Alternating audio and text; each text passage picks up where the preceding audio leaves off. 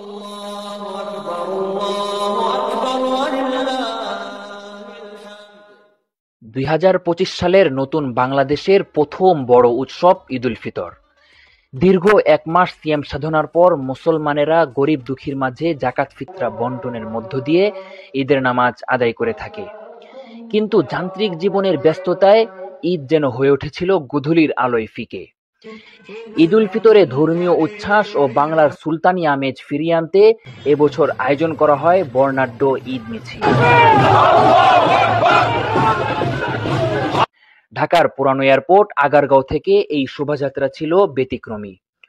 নবাবী সাজে সজ্জিত ঘোড়ার বহর, বিশাল ঐরাবত আর বর্ণিল আয়োজন নতুন মাত্রা যোগ করে উৎসবে। তবে এ আয়োজন ঘিরে বিতর্কের সৃষ্টি হয়।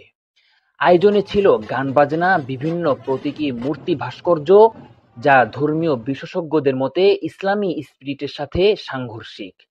বাংলাদেশ হেফাজতে ইসলামের আমির আল্লামা মহিবুল্লাহ বাবুনগরী এবং মহাসচিব মাওলানা সাজিদুর রহমান একে ইসলাম বিরোধী বলে নিন্দা জানিয়েছেন। রাজনৈতিক সংগঠন, ছাত্র ও যুব মজলিসের দায়িত্বশীলরা এর তীব্র বিরোধিতা করেছেন।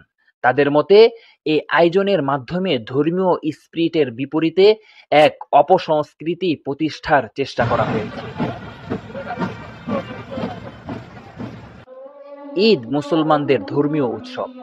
এর প্রতিটি রীতিনীতি ও বিধিনিষেধ স্পষ্টভাবে নির্ধারিত।